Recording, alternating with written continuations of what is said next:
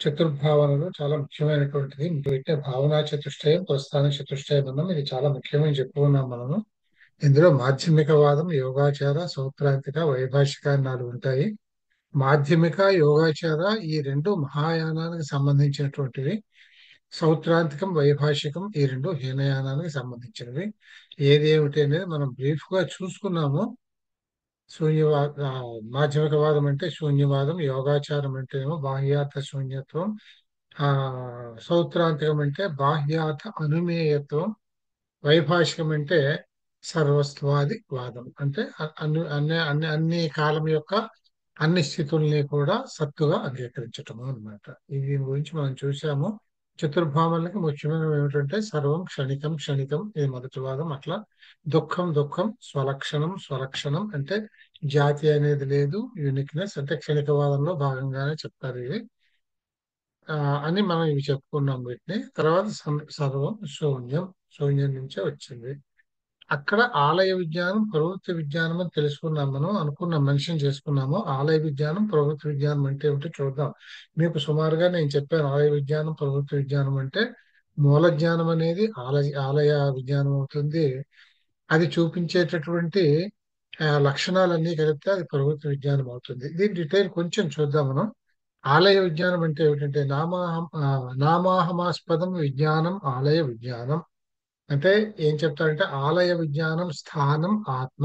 ఆలయ విజ్ఞానము అంటే ఒక వస్తువుని గుర్తించడం, అంటే ఒక వస్తువు యొక్క ఆ లక్షణ, ఒక వస్తువుని వస్తువుగా గుర్తించడాన్ని ఆలయ విజ్ఞానం అని అంటాం. అంటే this is the basic knowledge which we get. ఇదన్నమాట ఇది. అంటే నిరుపాధిక, దీనికి ఏ విధమైన లక్షణాలు లేకుండా కలిగేటటువంటిది ఆలయ విజ్ఞానం. ఇది ఆత్మలోనే ఉంటుంది. ఆలయ విజ్ఞానానికి స్థానం ఆత్మ అని చెప్పారు. దీన్ని ఆలయ విజ్ఞానం అన్నాము. అంటే ఆత్మే ఆలయ విజ్ఞానం. ప్రవృత్తి విజ్ఞానం అంటే ఏమిటి అంటే నీలాద్యుల్లేఖచ విజ్ఞానం ప్రవృత్తి విజ్ఞానం. అంటే నీలాది పదార్థాలని అభివ్యక్తం చేస్తుంది. అంటే పదార్థానికి ఉండేటటువంటి గుణాలని, అట్రిబ్యూట్స్ ని తెలిపేటటువంటి దాన్ని ప్రవృత్తి విజ్ఞానము అని అన్నాం. బౌద్ధ సిద్ధాంతం ప్రకారం ఇప్పుడే చెప్పాను, విజ్ఞానమే ఆత్మ. విజ్ఞానమే ఆత్మ. ఆత్మ అంటే ఏమిటంటే మనం వేదాంతంలో కూడా కోర్ సిద్ధాంతం ఏమిటంటే జ్ఞానమే కదా, జ్ఞాన రూపమే కదా. ఆత్మ అంటేను జ్ఞాన చైతన్య స్వరూపం, శుద్ధ చైతన్య స్వరూపం అంటే జ్ఞాన స్వరూపమే. అది వీళ్ళు జ్ఞానమే అని చెప్పారు. జ్ఞానమే ఆత్మ. అయితే ఇతర పదార్థాలాగే విజ్ఞానం కూడా క్షణికమే. ఎందుకంటే వీళ్ళు బేసిక్ వాదం క్షణికవాదం కనుక విజ్ఞానం కూడా క్షణికమే. అంటే ఈ విజ్ఞానం అనేది కూడా పోతూ ఉంటుంది, పోతూ ఉంటుంది, మరి మరుక్షణం ఉంటుంది కనుక మళ్ళీ మరొక విజ్ఞానం వస్తుంది. ఒక విజ్ఞానం ఉంటుంది, క్షణికం, పోతుంది, ఇంకొక విజ్ఞానం వస్తుంది. అంటే ఏమవుతుంది ఇక్కడ, ఒక సిరీస్ ఆఫ్ విజ్ఞానం. అంటే మీరు పాయింట్స్ ఉన్నాయి, ఒక చుక్క పెడతాము, దాని పక్కన చుక్క పెట్టి చుక్క పెట్టి చుక్క పెట్టుకుంటే పెడితే ఏమవుతుందంటే ఏ చుక్క దానికి వేరే, కానీ ఈ చుక్కలన్నీ కలిపితే ఒక గీత అవుతుంది, ఒక స్ట్రెయిట్ లైన్, ఒక కంటిన్యూవం అవుతుంది మనకి. అదే విధంగా ఇక్కడ కూడా ఆ ఆ అన్ని పదార్థాల్లాగానే విజ్ఞానం కూడా క్షణికమే అయినప్పటికీ ఈ క్షణికాలైన విజ్ఞానాల నిరంతర ప్రవాహము, దీని పేరు సంతానము అని అంటాం. అంటే ఒక దాని పక్కన పెట్టి ఒక చుక్క పెట్టడం చుక్కల సంతానం, అంటే చుక్కల సంతానం మేక్స్ వన్ స్ట్రెయిట్ లైన్, అంతే కదా. అట్లాగే ఇది కూడా సంతానం. ఈ ఈ ప్రవాహాన్ని ఒక ఒక కంటిన్యూమ్ గా తీసుకుంటే దీన్నే ఆత్మ అన్నారు. అంటే ఆత్మ ఏమిటి, క్షణికమైనటువంటి విజ్ఞానాల సముదాయమే ఆత్మ అని అర్థం చెప్పారు వీళ్ళు. దీన్నే ఆలయ విజ్ఞానము అని అన్నారు. ఆలయ విజ్ఞానము అంటే ఇది. అంటే ఆత్మ అంటే ఏమిటో తెలుసుకోవడమే ఆలయ విజ్ఞానం. ఒక్కొక్క మనిషి ఒక్కొక్క ఆలయ విజ్ఞాన సంతానం. అంటే ఎవరి జ్ఞానం వాళ్ళకు ఉంటుంది. అంటే అతనిలో ఉండేటటువంటి విజ్ఞానం అనేటటువంటి ఆలయ విజ్ఞానం అనేటువంటి అతనికే సొంతము, యునిక్. ఎవరిది వాళ్ళకే ఉంటుంది. ఇది ఏ ఇద్దరిది ఒకలా ఉండదు. ఈ విధంగా మానవుడు ఆలయ విజ్ఞాన సంతాన రూపంలో, సంతానము అంటే గుర్తుంది కానీ ఇది ఒక టెక్నికల్ వర్డ్ అయితే, ఇందులో బౌద్ధంలో సంతానము అని అంటే క్షణికమైనటువంటి ఆలయ విజ్ఞానాల సముదాయాన్ని సంతానము, నిరంతర ప్రవాహము, దాన్ని సంతానము అని అంటాం. వాటికి దీనికి ఆలయ విజ్ఞానం సంతాన రూపంలో ఉన్నప్పుడు వాటి ఇంద్రియాల ద్వారా విషయ సంబంధం ఏర్పడినప్పుడు, ఈ ఆలయ విజ్ఞానం సంతాన రూపంలో ఉండగా మనకి ఇంద్రియాలు ఉన్నాయి కదా, విషయ సంబంధం అంటే ఒక్కొక్క ఇంద్రియానికి సంబంధించి ఒక్కొక్క విషయం అనేది ఉంది. అంటే కంటికి సంబంధించి దృశ్యం, చెవికి సంబంధించి శ్రవణం, నాసికకి సంబంధించి వాసన, ఇవన్నీ ఉన్నాయి కదా. వీటికి ఆయా ఇంద్రియాలకి వాటికి సంబంధించిన విషయాలతో సంబంధం ఏర్పడినప్పుడు నీలాదులను స్పృశిస్తుంది. అంటే వాటి లక్షణాలు, అట్రిబ్యూట్స్ తెలుస్తాయి. దీని రంగు ఏమిటి, రుచి ఏమిటి, వాసన ఏమిటి, ఇటువంటివన్నీ మనకి తెలుస్తాయి అన్నమాట. తెలిసినప్పుడు వాటిని అది తెలియజేస్తుంది. ఆ తెలియజేసే ఆ విజ్ఞానాన్ని, అట్రిబ్యూట్స్ గురించి ఏవైతే చెప్పుకున్నామో దానిని ప్రవృత్తి విజ్ఞానం అని చెప్పేసి అన్నారు. ఇది ఆలయ విజ్ఞానానికి, ప్రవృత్తి విజ్ఞానానికి ఇలా అర్థం చేసుకోవాలి. డిఫరెన్స్ ఇది అన్నమాట. ఆలయ విజ్ఞానం అంటే ఆత్మే ఆజ్ఞ, ఆత్మ విజ్ఞానమే ఆత్మ. ఇది ఒక నిరంతర విజ్ఞానం, కూడా క్షణికమే. కానీ ఈ క్షణికమైనటువంటి విజ్ఞానాల నిరంతర ప్రవాహం, దాని పక్కన ఒక క్షణాలు ఉన్నట్టే పేర్చుకుంటూ పోతే వచ్చేటటువంటిదే ఆత్మ అవుతుంది అని చెప్పారు. దాన్నే ఆలయ విజ్ఞానం అని అన్నారు. ఈ ఆలయ విజ్ఞానానికి దాని దానికి ఉన్నటువంటి ఇంద్రియాలు, ఈ ఇంద్రియాలకు సంబంధించి వాటి వాటి విషయాలతో వాటి సంపర్కం ఏర్పడినప్పుడు మనకు ఒక జ్ఞానం కలుగుతుంది. ఆ ఇంద్రియాలకు సంబంధించిన జ్ఞానం కలుగుతుంది. అటువంటి దాన్ని ప్రవృత్తి విజ్ఞానం అంటే, నీలాదులు అంటే రూపానికి, రూపము అంటే రంగు అని కదా, రూపానికి ఒక ఉదాహరణగా నీలాదులు అంటే పంచ జ్ఞానేంద్రియాలకు సంబంధించినటువంటి పంచ విషయాలకు సంబంధించిన జ్ఞానం.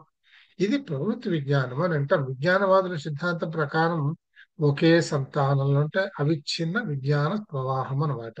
ఉన్న ఆలయ విజ్ఞానాలకు ఉన్న ఆయా ప్రవృత్తి జ్ఞానాలను పుట్టించే శక్తియే వాసన.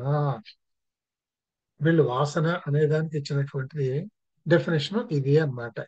వీటికి, ఈ ఆలయ విజ్ఞానాలకి వాటి వాటికి దానికి ఉన్నటువంటి ఆ ఆ మానవుడికి ఉన్నటువంటి ఇంద్రియాల ద్వారా వాటి వాటి విషయాలతో సంబంధం, సంపర్కం ఏర్పడినప్పుడు పుట్టేటటువంటి ప్రవృత్తి జ్ఞానాన్ని కలిగించేటటువంటి శక్తి, ఏదైనా కానీ ఒక జ్ఞానం కలుగుతున్నది అంటే అది పుట్టించేందుకు ఒక శక్తి ఉండాలి. ఈ శక్తే వాసన.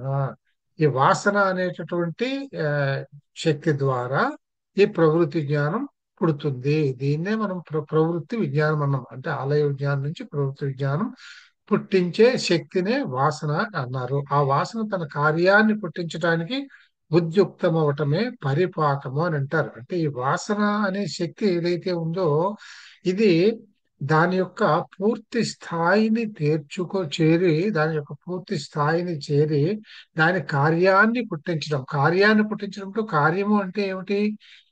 ఆ శక్తి ఈ ప్రవృత్తికి సంబంధించిన ఆ ఇంద్రియ విషయ సంబంధిత జ్ఞానాన్ని కలగజేయటమే అది ఆ చేసేటటువంటి పని. ఈ కలగజేసే స్థితిని చేరుకోవడాన్ని, ఈ శక్తికి ఆ ఆ విషయ జ్ఞానాన్ని అంటే ఆ నీలాదుత్పన్న విషయ జ్ఞానాన్ని తెలియజేసే శక్తిని చేరుకోవటాన్ని పరిపాకము అని అంటారు. అంటే వాసన పరిపాకము చెందినప్పుడు మనకి దాని తాలూకు ప్రవృత్తి విజ్ఞానం కలుగుతుంది అని చెప్పారనమాట. దీనికి 4 ప్రత్యయాలు, ప్రత్యయము అంటే కారణం అని అర్థం. 4 కారణాలు చెప్పారు. తే చత్వారః ప్రత్యయాः ప్రసిద్ధాः ఆలంబన సమనంతర సహకారి అధిపతి రూపాः. ఈ 4 కారణాలు చెప్పారు. ఆలంబన ప్రత్యయము, వీటన్ని ప్రత్యయాలు అంటే 4 కారణాలు. మొదటి కారణం ఆలంబన కారణం, సమనంతర ప్రత్యయం, సహకారి ప్రత్యయం, అధిపతి రూప ప్రత్యయం అని చెప్పారు. ప్రవృత్తి విజ్ఞానానికి ఆలంబనం విషయం కనుక మొట్టమొదటి దాని గురించి మాట్లాడుతున్నాం. ఆలంబనం అంటే ఏమిటి? ఆధారం, అంతే కదా. ఒక పందిరిని ఆలంబనం చేసుకుని ఒక తీగ పెరుగుతుంది. అలాగే ఇక్కడ ఈ జ్ఞానం అనేటటువంటిది ఒక ఆధారాన్ని పట్టుకొని ఈ ప్రవృత్తి విజ్ఞానానికి దారితీస్తుంది. ప్రవృత్తి విజ్ఞానానికి ఆలంబనమైనటువంటిది, ఆధారమైనటువంటి విషయం కనుక ఈ విషయాన్ని, అసలు విషయం ఏదైతే ఉందో అంటే ఆ ఇంద్రియానికి సంబంధించిన ఆ విషయానికి ఆలంబన ప్రత్యయము అని అన్నారు. పూర్వక్షణంలో ఉన్న జ్ఞానం ఉత్తర క్షణంలో పుట్టే జ్ఞానానికి ఆకారాన్ని గ్రహించే సామర్థ్యం ఇస్తుంది. అంటే ఆ ఆ ఆయా ఇంద్రియం తాలూకు విషయం ఏదైతే ఉందో దాని ఆలంబన ప్రత్యయము అన్నారు. అంటే ఒక విజ్ఞానాన్ని తయారు చేయించడానికి తయారవుతుంది. అది అంటే ప్రవృత్తి జ్ఞానాన్ని కలిగిస్తూ ఉంటుంది. ఈ ప్రవృత్తి విజ్ఞానం కలిగించేప్పుడు క్షణికం అని చెప్పుకున్నాం కదా. అది ఒక క్షణంలో ఉంటుంది, మరు క్షణంలో మళ్ళీ ఉంటుంది. కానీ ఇవన్నీ క్షణక్షణం పక్కన పేర్చినటువంటి సంతానము అని కూడా మనం చెప్పుకున్నాము. ఇందులోనే ముందు క్షణంలో ఏ జ్ఞానం అయితే ఉందో ఉత్తర క్షణంలో పుట్టే జ్ఞానానికి కంటిన్యూ ఇవ్వాలిగా. దానికి గ్రహించేటటువంటి ఆకారం అంతకు ముందు క్షణంలో ఏముందో దాన్ని రెండో క్షణంలో క్యారీ ఫార్వర్డ్ చేసేటటువంటి సామర్థ్యాన్ని ఇస్తుంది కనుక ఆ సామర్థ్యాన్ని సమానంతర ప్రత్యయం అంటే మొదటి క్షణంలో ఉండేటటువంటి జ్ఞానం రెండో క్షణంలోకి క్యారీ ఫార్వర్డ్ అవ్వటానికి ఉండేటటువంటి కెపాసిటీని సామర్థ్యాన్ని సమానంతర ప్రత్యయము అని అన్నారు.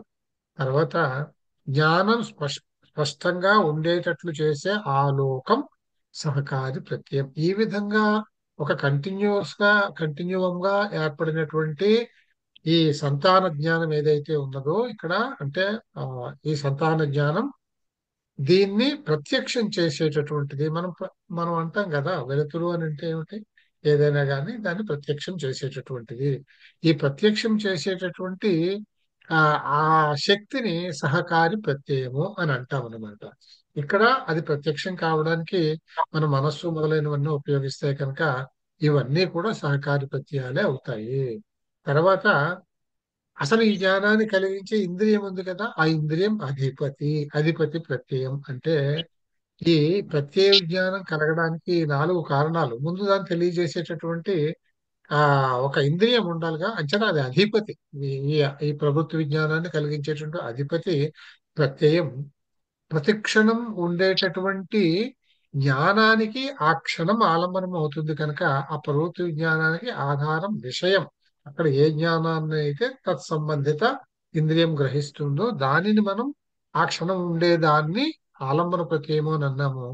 తర్వాతి క్షణంలో ఉండేటటువంటి జ్ఞానానికి ఇది క్యారీ ఫార్వర్డ్ అవుతూ ఒక కంటిన్యూమ్ ఏర్పడటానికి ఉండేదాన్ని దాన్నేమో అలా ఏర్పాటు అయ్యేటటువంటి సామర్థ్యాన్ని మనం దాన్ని సమానంతర ప్రత్యయం అని అన్నాము.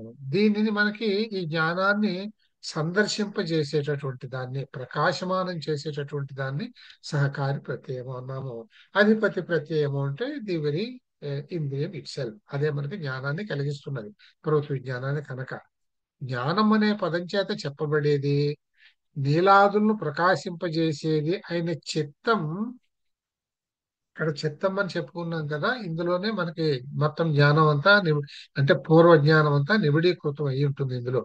ఇది నీలం అనే ఆలంబన ప్రత్యయాన్ని బట్టి నీలాకారం అవుతుంది. అంటే ఇక్కడ రూపాన్ని గ్రహిస్తూ ఉన్నప్పుడు ఆ రూపం నీలం రంగు అనుకోండి, నీలం రంగును మీరు చూస్తున్నారు అనుకోండి, నీలం అనే ఆలంబన ప్రత్యయాన్ని బట్టి నీలాకారం అవుతుంది. చిత్తమే ఆ ఆకారంగా మారిపోతుంది అన్నమాట. అంటే ఇక్కడ కూడా మనకి సిద్ధాంతంలో కూడా బుద్ధి ఎలా ఉంటుందంటే బుద్ధే కదా ముందు గ్రహించేటటువంటిది. మరి ఈ బుద్ధి ఏ విధంగా దాన్ని ఆ వస్తు జ్ఞానాన్ని గ్రహించగలుగుతుందంటే బుద్ధి బయటకు వెడుతుంది. మనకు ఒక వస్తువు కనపడగానే బుద్ధి వెళ్ళి ఆ వస్తువుని ఆవరించుకుంటుంది మొత్తంగా. అది ఆవరించుకున్నందువల్లనే మన బుద్ధికి దాని సుమారుగా దాని పరిమాణం, ఆకారం, రూపం అన్ని మనకి తెలుస్తున్నాయి.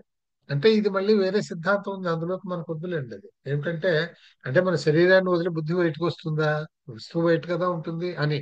సరే, దాని సిద్ధాంతాల్లో మనం వెళ్ళాల్సిన అవసరం లేదు, కానీ వెళుతుంది. దాన్ని ఆవరించుకుంటుంది ఆ వస్తువుని. అది ఆవరించుకున్నందువల్లనే మీకు దాని యొక్క అట్రిబ్యూట్స్, దాని రంగు ఏమిటి, రూపం ఏమిటి, దాని వైశాల్యం ఏమిటి, పరిమాణం ఏమిటి, ఇవన్నీ మనకి పొడుగంతా వెడల్పంతా ఇవన్నీ ఉన్నాయని ఎలా తెలుస్తుంది? మన బుద్ధే ఆ ఆకారాన్ని పొందుతుంది. బుద్ధి అంటే చిత్తం, అంటే దాన్ని ఆక్రమించి అదే ఆకారాన్ని పొందుతుంది. అది కూడా అదే వీళ్ళు కూడా ఇక్కడ ఏం చెప్పారంటే చిత్తం నీలం అనే ఆలంబన ప్రత్యయం. అంటే ఇక్కడ జ్ఞానం మనకు కలుగుతున్న జ్ఞానం నీలం అనేటటువంటిది కదా.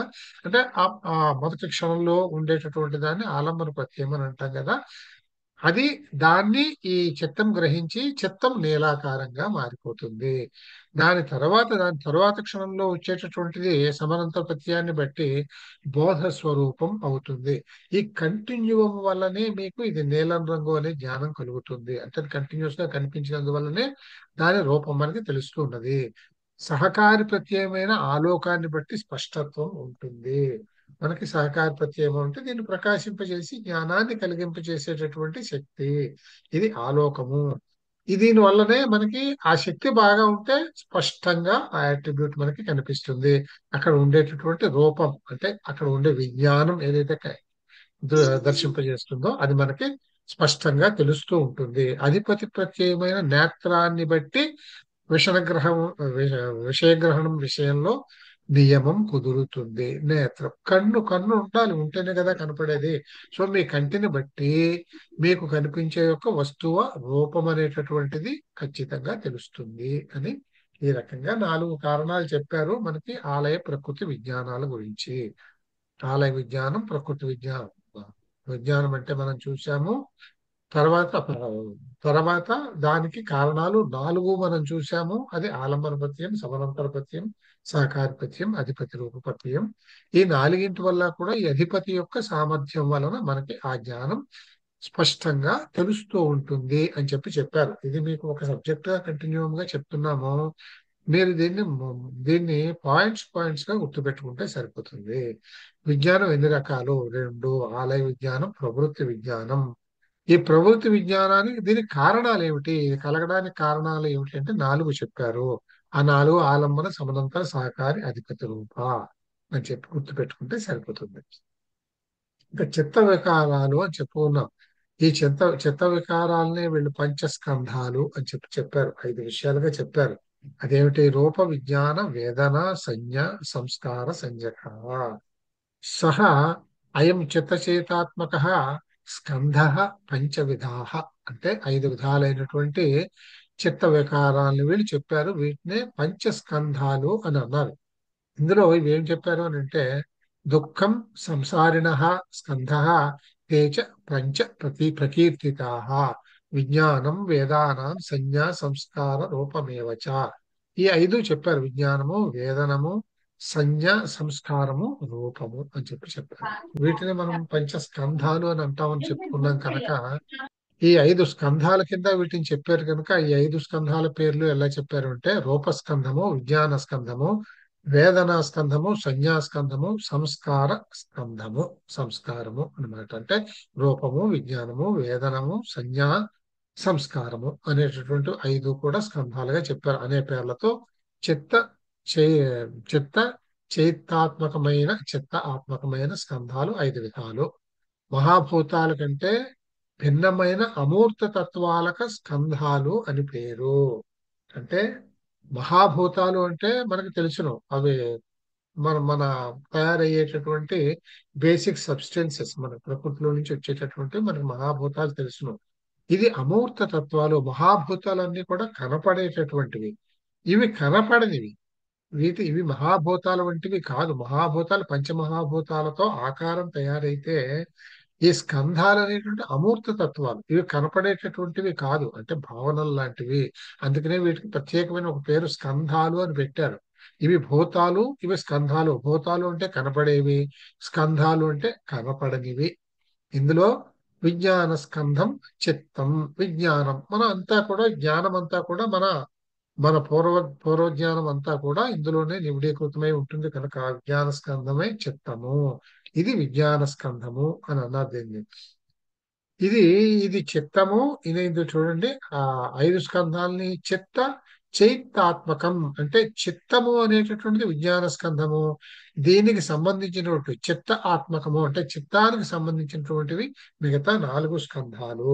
అవి చైత్తాలు అని అంటాం. ఇది చిత్తము, అది చైత్తము. అంటే చిత్తం వల్ల కలిగినటువంటివి ఈ 4 స్కంధాలు. అవి ఆలయ విజ్ఞానం. ఆ ఇంకా ఆలయ విజ్ఞానం, ప్రవృత్తి విజ్ఞానం అని విజ్ఞానం 2 విధాలు. అహం అను ఆకారం కలిగినది ఆలయ విజ్ఞానం. మనం డెఫినేషన్ లో మనం చూసాం. ఆలయమాహ, ఆ ఆలయ విజ్ఞానం ఆత్మ అని మనం చదువుకున్నాం అక్కడ. ఆలయ విజ్ఞాన సంతానమే ఆత్మ. ఇది పైన చెప్పుకున్నాం. ఇదం ఆకారమైన విజ్ఞానం ప్రవృత్తి విజ్ఞానం. ఇక్కడ కలిగినటువంటి విజ్ఞానం యొక్క ఆకారం ఇది, దాని రూపం ఇది. అంటే మన పంచ జ్ఞానేంద్రియాలకు సంబంధించిన అట్రిబ్యూట్స్ తెలియజేసేటటువంటి విజ్ఞానాన్ని ప్రవృత్తి విజ్ఞానము అని అన్నారు. విషయాకారంగా పరిణతమైన ఈ ప్రవృత్తి విజ్ఞానానికి రూపస్కంధం అని పేరు. అంటే మనకి ఏ విషయంగా అక్కడైతే గోచరిస్తుందో ఆ జ్ఞానం అక్కడ లభిస్తున్నదో దానిని రూపస్కంధము అని అన్నారు. విషయ సహితాలైన ఇంద్రియాలు రూపస్కంధం అంటే ఆ తత్సంబంధిత ఇంద్రియానికి విషయానికి సంపర్కం ఏర్పడినప్పుడు అది రూపస్కంధము అని అంటాం. అక్కడ రూపం ఏర్పాటు అవుతుంది. తర్వాత ఆలయ విజ్ఞాన ప్రవృత్తి విజ్ఞానాలు ప్రవాహం విజ్ఞాన స్కంధం ఇది మనకు తెలిసిందే.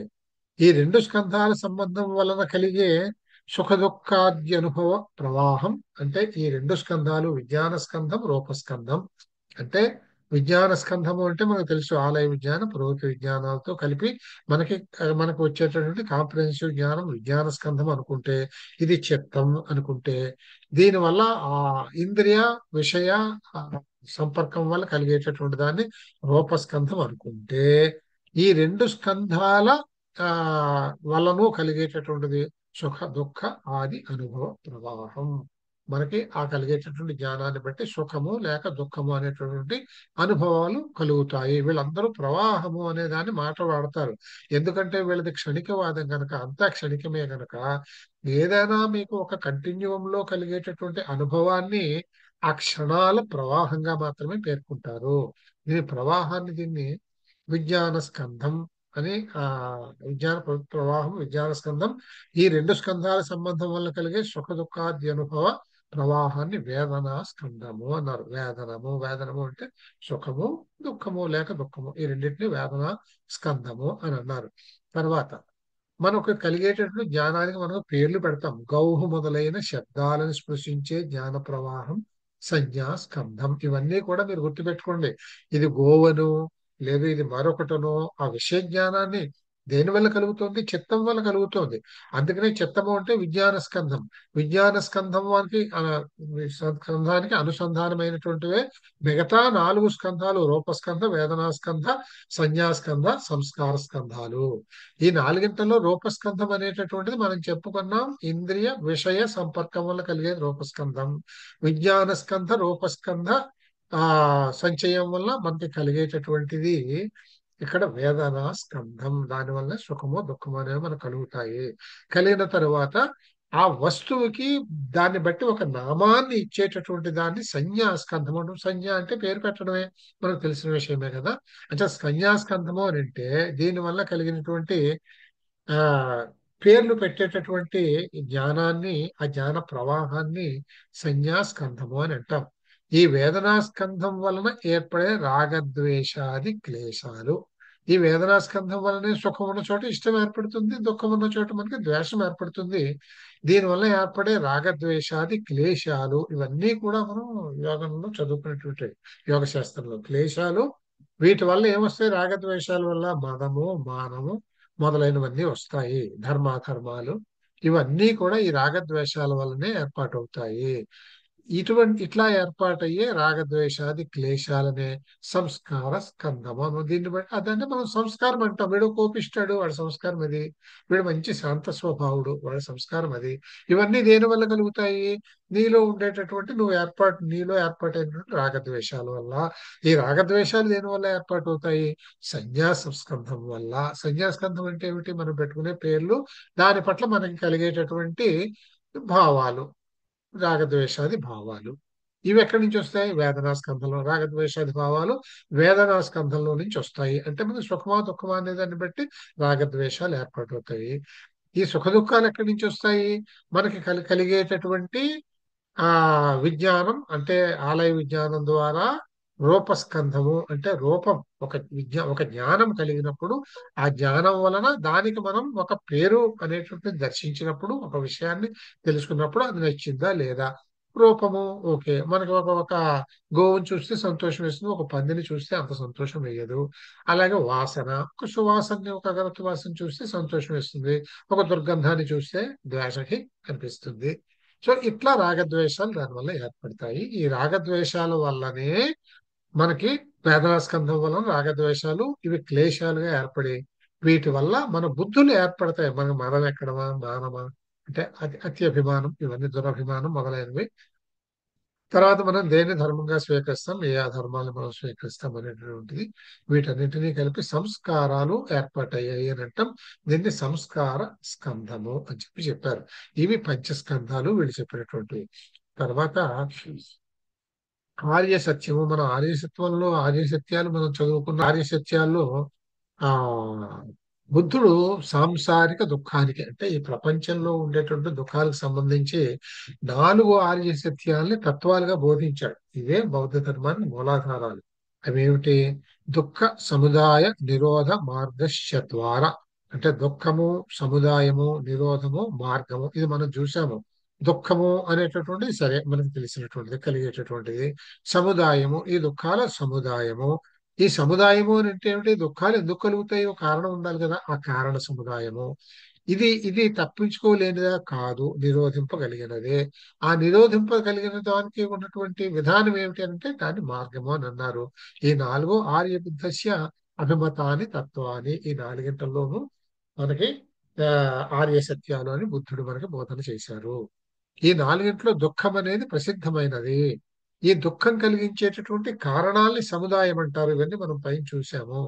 తర్వాత ఈ సముదాయం ప్రత్యయోప నిబంధన సముదాయం, హేతోప నిబంధన సముదాయం అని 2 విధాలు. అంటే ఈ దుఃఖ సముదాయ నిరోధ మార్గాలు అంటే ఏమిటి చెప్పుకోవడం, ఈ 4 తత్వాల యథార్థ స్వరూపాన్ని తెలుసుకోవడాన్ని వీళ్ళు తత్వజ్ఞానము అని అన్నారు. ఇందులో ఈ కారణాలని ప్రత్యయోపనిబంధన సముదాయం, ప్రత్యయాలు పైన 5 కారణాలు మనం చదువుకున్నాం. 5 కారణాల వల్ల, అలా హేతు ఉపనిబంధన సముదాయం, ఈ కారణాలకి సంబంధించినటువంటి ఇతర నిబంధనల యొక్క సముదాయం వల్ల కలిగేటటువంటి దుఃఖాలు. ఈ 2 విధాలుగా ఈ దుఃఖం వల్ల ఈ దుఃఖాలు కలగడానికి కారణాలుగా చెప్తారు. ఈ దుఃఖ సముదాయ నిరోధ మార్గాలు, ఈ 4 సత్యాల్ని, 6 సత్యాలు యథార్థ స్వరూపం ఏమిటి అని తెలుసుకోవడమే బౌద్ధ తత్వజ్ఞానము. ఇందులో మొదటిది దుఃఖము అని అంటే సంసారం అంతా దుఃఖమయం. దుఃఖ సముదాయం, సముదాయ దుఃఖ కారణం, అంటే దుఃఖం ఉత్పన్నం కావటానికి కారణాలు. దుఃఖ కారణాల్ని ప్రతీత్య సముత్పాద లేక హేత పరంపర, ఇక్కడ చెప్పుకున్నాం కదా ఇది. ప్రతీత్య సముత్పాద లేక హేతు పరంపర అంటారు. దీన్ని ప్రతీత్య సముత్పాద వాదము అని అంటారు. ప్రతీత్య సముత్పాద వాదం అంటే ఏమిటంటే, ప్రతీత్య సముత్పాదము బౌద్ధ దర్శనం మూలతత్వము. ఇతర సిద్ధాంతాలన్నీ ఇందులోనే సమాహితమవుతాయి. ఇంకా ఎన్ని విధాల సిద్ధాంతాలు చెప్పినా కూడా ఇవన్నీ కూడా ఈ ప్రతీతి సముత్పాదంలోకే కలిసి ఉంటాయి. బౌద్ధ దర్శనం ముందర క్షణభంగ వాదము కూడా దీని నుండి ఉత్పన్నమైన సిద్ధాంతమే. క్షణికవాదం అన్న క్షణభంగవాదం, అంటే క్షణంలో భగ్నం చెందుతుంది, అందుకని క్షణభంగవాదము. అంతా శూన్యమే, మళ్ళీ శూన్యమే, మళ్ళీ మరొక క్షణము, మళ్ళీ శూన్యం, మళ్ళీ మరొక క్షణం. అది ఈ క్షణభంగవాదం కూడా దీని నుండి ఉత్పన్నమైన సిద్ధాంతమే. ప్రతీత్య సముత్పాదం అంటే ఈ ప్రపంచంలోని వస్తువులన్నీ కార్యకారణ సంబంధ పరంగానే ఉంటాయి అనేదాన్ని ప్రతీత్య సముత్పాదము అని చెప్పారు. ఈ సంసారమందుండే అన్ని విధాల దుఃఖాల సామూహిక నామమే జరామరణము. జరామరణము అంటే పుట్టుకు సంబంధించిన తర్వాత వృద్ధాప్య మరణాలు అనేటువంటి చక్రమే దుఃఖాల సామూహికము అని చెప్పారు. తర్వాత దుఃఖ నిరోధము, ఇందులో మనం దుఃఖం చూసాము. దుఃఖ సముదాయం 2 6 సత్యాలు. మూడోది దుఃఖ నిరోధము.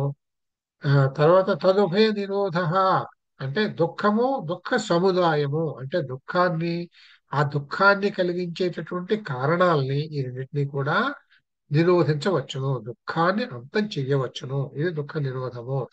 ఏ ఏ ధర్మమైనా కానీ మీకు మీ ప్రవర్తన నియమావళిని నియంత్రించేటందుకు గాను కొన్ని కొన్ని విషయాలు చెప్పినా ఆ విషయాలు భయపెట్టడానికి చెప్పదు. ఆ విషయాల నియంత్రణ కోసమే చెప్తుంది. ఆ విషయాల నుంచి తప్పించుకోవటం ఎలాగో అనేటటువంటిది తెలిపి మిమ్మల్ని మంచి మార్గంలోకి ఆ, తీసుకువెళ్ళటానికి ప్రయత్నం చేస్తుంది. ఏ ఏ ధర్మమైనా, అంటే ఏ మతమైనా చేసే పని ఇదే. తర్వాత మార్గము దుఃఖ నిరోధగామిని ప్రతిపద, తన్నిరోధోపాయో మార్గ. ఈ దుఃఖ సముదాయాన్ని ఇక్కడ నిరోధించవచ్చును అని చెప్పారు. ఈ నిరోధన చేసే ఉపాయాలనే మార్గము అని అంటారు. దుఃఖాన్ని నిరోధించే మార్గమే ఉపాయము. ఆ మార్గం ఏమిటంటే అష్టాంగిక మార్గము. అష్టాంగిక మార్గాన్ని మనం చదువుకున్నాం, దుఃఖ నిరోధాన్ని గౌరవించవచ్చును. తర్వాత బౌద్ధుల ద్వాదశ ఆయతనాలు అని చెప్పారు వీళ్ళు. అంటే జ్ఞానేంద్రియాణి పంచైవ తథా కర్మేంద్రియాణి చ అంటే 5, 5, 10 మనో బుద్ధిరితి ఆ ప్రోక్తం ద్వాదశాయతనం బుధై. అంటే విద్యులు చెప్పిన విషయం ఏమిటంటే 5 జ్ఞానేంద్రియాలు, 5 కర్మేంద్రియాలు కలిపి 10, తర్వాత 11, 12 మనస్సు బుద్ధి, ఈ 12టిని బౌద్ధులు ద్వాదశ ఆయతనాలు అని చెప్పారు. వీటన్నింటినీ కూడా మనం గౌరవించాలి, వీటన్నింటినీ కూడా మనం ఆరాధించాలి అని చెప్పారు. ఈ ద్వాదశ ఆయతనాల పూజ అంటే ఆరాధనయే శ్రేయస్కరమైనదని బౌద్ధ మతం తెలుపుతుంది. చూడండి, ఇది మీకు వేద ప్రోక్త విషయాలకి ఎంత దగ్గరగా ఉన్నదో ఈ వీళ్ళ సిద్ధాంతాలు కూడా. ఈ 5 జ్ఞానేంద్రియాలు, 5 కర్మేంద్రియాలు, మనస్సు బుద్ధి అనేవి ద్వాదశ ఆయతనాలు. వీటిని పూజించటం అంటే నిషిద్ధ వస్తువులను పరిహరించి తగినవైన ఆయా భోగ్య వస్తువులను ఇంద్రియాల ద్వారా అనుభవించటం అని భావం. అంటే వీటిని ఆరాధించటం అంటే ఏమిటంటే వీటికి తగినటువంటి మంచి విషయాల్ని మాత్రమే అందచేయాలి, అంతే తప్ప వీటికి దుష్ట విషయాల్ని అందచేయకపోవడమే. మనం పూజించడం అంటే ఏమిటి? చక్కగా ఉన్న పువ్వును తీసుకెళ్లి భగవంతుడి మీద పెడతాం. అంటే ఓ పుచ్చిపోయిన పువ్వును దేన్నో పెట్టంగా అంటే అంటే దుష్టమైనటువంటి విషయాల్ని మనం సమర్పణ చెయ్యము. అదే ఆరాధన అంటే మంచి విషయాల్ని సమర్పణ చేస్తాం. అదే విధంగా ఇక్కడ కూడా వీటిని పూజించటం అంటే అర్థం ఏమిటంటే అవి ఏ ఏ దుష్ట విషయాల్ని గ్రహించకూడదో వాటిని నిషేధించి మంచి విషయాల్ని మాత్రమే వాటికి అందజేయటము, తద్వారా వాటిని అనుభవించటము అని చెప్పారు. బౌద్ధ సభలు, వీటినే సంగీతులు అని అంటామని చూసాము. 4 ముఖ్య సంగీతులు ఉన్నాయి. తర్వాత ఇంకా జరగలేదన్నమాట, అక్కడితో అయిపోయింది అది. తర్వాత బౌద్ధ అంటే కొన్ని జరిగాయి చిన్న చిన్నవి, ప్రముఖమైనటువంటి ఇవే. బౌద్ధ ధర్మ గ్రంథాలు ఏమిటో మనం చదివాము. వీళ్ళకి ధర్మ గ్రంథాలు 3: సుత్త పిటకం, వినయ పిటకం, ధమ్మ పిటకం, అభిధమ్మ పిటకం. తర్వాత మిగతా ఇతర ప్రముఖ గ్రంథాలు అనేవి చదివాము. ఇది మీకు పెద్ద మీ ఓయూ ఎంట్రన్స్ కి సంబంధించి అది ముఖ్యం కాకపోవచ్చును. సంస్కృత భాషలో బౌద్ధ గ్రంథాలు ఇవి ముఖ్యం. ఇది ఎవరు రాశారు, ఏది రాశారు అనేది చాలా అవసరం. ఇది గుర్తుపెట్టుకోవాలి మీరు. బుద్ధ చరిత్ర అశ్వఘోషుడు, సారిపుత్ర పఠనం అశ్వఘోషుడు, మహావస్తు ఇది దేనికి సంబంధించినది అంటే హీనయానానికి సంబంధించినది. విశుద్ధి మగ్గ, ఇది బుద్ధఘోషుడు రాశాడు, ఇది హీనయానానికి సంబంధించినటువంటిది. అభిధమ్మ ఘోష, ఇది వసుబంధుడు రాసినటువంటిది. లలిత విస్తార, ఇది చాలా ముఖ్యమైనటువంటిది, మహాయాన సంప్రదాయ గ్రంథం ఇది. దీన్ని మనం గుర్తుపెట్టుకోవాలి. తర్వాత బౌద్ధంలో శాఖలు హీనయానం, మహాయానం అని చెప్పుకున్నాము. ఆ తర్వాత వజ్రయానం కూడా వచ్చింది. వజ్రయానంలో మళ్ళీ కాలచక్రయానం, సహజయాన సంప్రదాయం అని ఉన్నాయి. కానీ హీనయానం, మహాయానాలు ముఖ్యమైనటువంటివి. బౌద్ధ దర్శనాల్లో త్రిరత్నాలు చెప్పుకున్నాము. త్రిరత్నాలు అంటే ఏం చెప్పుకున్నాం మనం? సా- బుద్ధం ధర్మం బుద్ధం శరణం గచ్చామి నుంచి బుద్ధం ధర్మం సంఘం, ఈ మూడింటిని కలిపి త్రిరత్నాలు అని అంటారు. అష్టాంగిక మార్గాలు చదువుకున్నాము. ద్వాదశ నిదానాలు ఇప్పుడు చెప్పుకున్నాము. బౌద్ధుల ప్రత్యక్ష ప్రమాణ బౌద్ధుల ప్రమాణాలు చూడండి. ప్రత్యక్షానుమానం చ ప్రమాణ ద్వితీయం తథా చతుష్పస్థానికాः బౌద్ధాः ఖ్యాతాः వైభాషికాదయः. అంటే ప్రత్యక్షానుమానాలు రెండే ప్రత్యక్ష ప్రమాణాలు. కానీ మనం ఈ 4 మనం చదువుకున్నాం కదా, 4 వాళ్ళ ఆ, ప్రధానమైనటువంటి విషయాలు 4 చదువుకున్నాం మనం. 4 తత్వాలు, ఆ 4 తత్వాలు ఉన్నాయి. ప్రమాణాలు రెండు. బౌద్ధుల మోక్ష మార్గం ఏమిటంటే క్షణికాః సర్వ సంస్కార ఇతియా వాసన స్థిర సమార్గ ఇది విద్యయ సచ మోక్షే అభిధీయతే. అంటే సంస్కారాలన్నీ క్షణికం. ఈ సంస్కారాలు అనేటటువంటి ఏమిటో మనం చదువుకున్నాం. స్థిరంగా ఉండే ఈ వాసనయే మార్గము, దీనినే మోక్షమని కూడా అంటారు అని మనం చెప్పుకున్నాము. యోగాచారులు ఆత్మఖ్యాతి స్వీకుర్వంతి, యోగాచార బౌద్ధులు. ఆ, అసత్ఖ్యాతి మన్యంతే, ఇది మాధ్యమిక బౌద్ధులు. అఖ్యాతి స్వీకరోతి, ప్రభాకర్ మీమాంసకుల్లో మళ్ళీ మనకి ప్రభాకర్లు వేరే ఉన్నారు కదా, ప్రభాకర్లు వాళ్ళు చెప్పేటటువంటి వేరే ఉంటుంది. తర్వాత అన్యథాఖ్యాతిని స్వీకుర్వంతి నైయాయికులు. తర్వాత అద్వైత విదాం మతే కాఖ్యాతి అనిర్వచనీయ, ఖ్యాతి అనిర్వచనీయము అని చెప్పారు. అనిర్వచనీయ సిద్ధాంతం. ఈ విధంగా బౌద్ధ దర్శనం ఇంత మాత్రం ఈ పేర్లు గుర్తుపెట్టుకుని ఈ విషయాలు గుర్తుపెట్టుకుంటే సరిపోతుంది మీకు. అర్హత దర్శనం కూడా చూసేద్దాం మనం. అర్హత దర్శనం లేక జైన దర్శనం. ఇది సర్వదర్శన సంగ్రహం అని మాధవాచార్యులు రాసినటువంటి దాంట్లో ఆయన చెప్పినటువంటి విశేషాలు ఇవి. జైన ధర్మ విశేషాలు ఏమిటంటే జిన్ శబ్దము ద్వారా ప్రవర్తితమైన ధర్మము జైన ధర్మము. జిన్ అనే శబ్దంలో నుంచి ఎలాగైతే మనం వేదం విద్యలోంచి వచ్చిందో జైన అనేటువంటిది జిన్నులో నుంచి వచ్చింది. జైన ధర్మాన్ని అనుసరించేవాడని జైనులు అంటాము. జిన్ ఇది జీ ధాతువు అంటే జయించువాడు అని అర్థము. అంటే మనోవాక్కాయాలను జయించి, అంటే ఈ బాహ్యాలన్నిటినీ కూడా జయించి పూర్ణ జ్ఞానాన్ని పొందిన వారిని జిన్ లేక జినేశ్వర్ అంటారు. ఈ జిన్స్ వీళ్ళు చెప్పినటువంటి విషయాలే ఆ ధర్మాన్ని క్రోడీకరిస్తేనే జైన ధర్మం అయింది. ఈ విధంగా మొట్టమొదటి జిన్ ఎవరు అని అంటే ఈ ధర్మాన్ని ప్రతిష్టాపించిన ఆయన జైన ధర్మ సంస్థాపకుడు వృషభదేవుడు. ఇతడెవరు? భారతదేశ సమ్రాట్ భరతుని తండ్రి. ఇతడి ప్రస్తావన వేదాల్లో కనిపిస్తుంది. మీకు చెప్పాను నేను. జైనులు వాళ్ళ ధర్మం వేదపూర్వం అని చెప్తారు. వాళ్ళు ఎందుకు చెప్తారంటే వేదాల్లో ఈ పేరు ఉంది, అందుకని ఇది వేదాల కంటే ముందు ఉండి ఉండాలిగా. మరి ఒక గ్రంథంలో ఓ పేరు కనపడింది అంటే ఆ పేరు గల ఆయన ఆ గ్రంథం కంటే ముందు ఉండి ఉండాలని కదా. అంచేత జైన ధర్మాన్ని వైదిక ధర్మం కంటే ప్రాచీనమైనదిగా చెప్తారు. కానీ అది అది సరైన విషయం కాదు. అది ఇవన్నీ తర్వాత తర్వాత జైనవి అయి ఉండొచ్చును. తర్వాత జైన ధర్మ మూల సిద్ధాంతం కూడా అహింసే. ఎప్పుడైతే ఆ మన సనాతన ధర్మం మూలంగా సనాతన ధర్మం పేరు వెలితలలు వచ్చేసి అహింస పెచ్చిమీరిపోయినప్పుడు ఈ ధర్మాలన్నీ కూడా హింస పెచ్చిమీరిపోయినప్పుడు ఈ ధర్మాలన్నీ కూడా అహింసను బోధించడానికి మాత్రం వచ్చే బౌద్ధం కానీ జైనం కానీ. తర్వాత ఇది కూడా అనీశ్వరవాది. బౌద్ధం కూడా అనీశ్వరవాదే. అందుకే ఇవి నాస్తిక దర్శనాలు.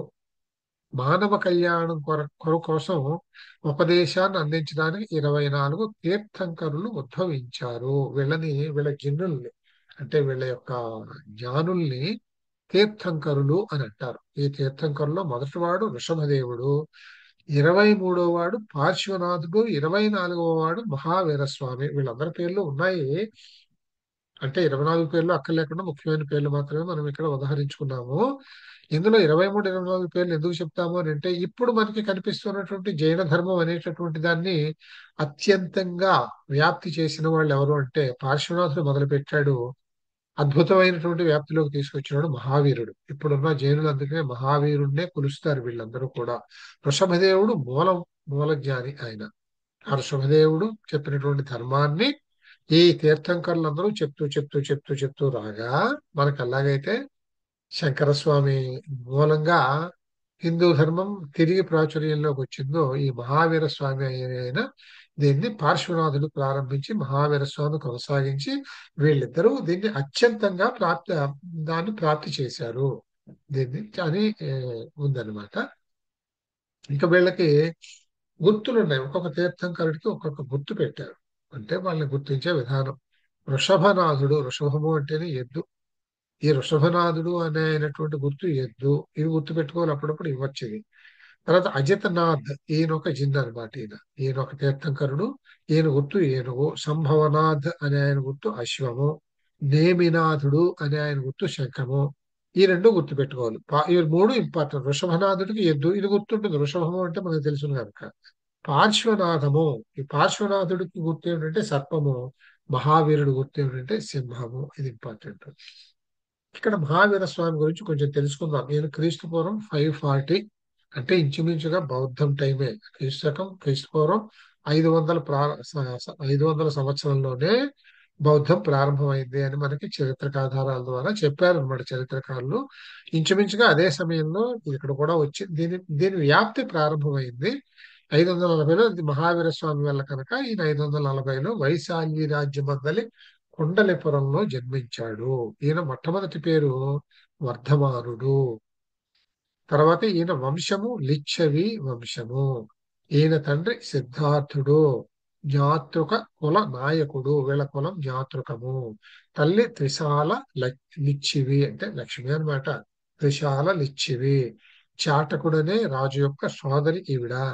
ఈయన మృత్యువు బీహార్ నందలి పావాపురి యందు క్రీస్తు పూర్వము 468లో సంభవించింది. 540 నుంచి 440కు 100 ఏళ్ళు అవుతాయి.